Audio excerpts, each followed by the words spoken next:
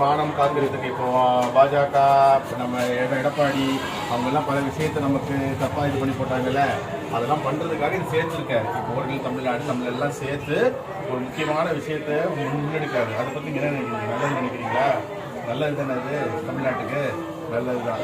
அப்போ உங்களுக்கு இந்த மாதம் 1000 ரூபா வருது இல்லாமல் மகளிர் தொகை, அது விவசாயிகளுக்கு வரக்கூடிய இந்த சலுகைகள், மீனவர்களுடைய சலுகைகள், இதெல்லாம் தொடர்ந்து தானே அடுத்த ஆட்சி வந்தாலும் தொடரணும் தானே. அப்போ நம்ம முதல்வர் ஸ்டார்ட் வந்தால் தானே அதெல்லாம் வரும். ஒத்துக்கிறீங்களா அதை? சரி.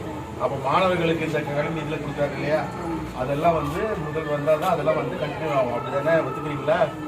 டெல்லியில் நம்மளை கஷ்டப்படுத்துகிறாங்க இல்லையா, போட்டு காசு ஒன்றும் கொடுக்காம.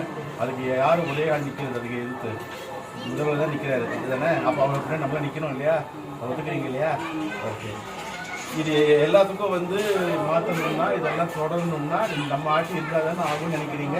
திமுக ஆட்சி தான் இருக்குன்னு நினைக்கிறீங்க? ஓகே. அப்போனா நம்ம ஆட்சியில் கோடிக்கணக்கான குடும்பம் சேர்ந்து இதெல்லாம் செய்யணுங்கிறது ஒத்துக்கிறீங்க இல்லையா? இதில் எந்த மாறுதல் இல்லை இல்லையா உங்களுக்கு?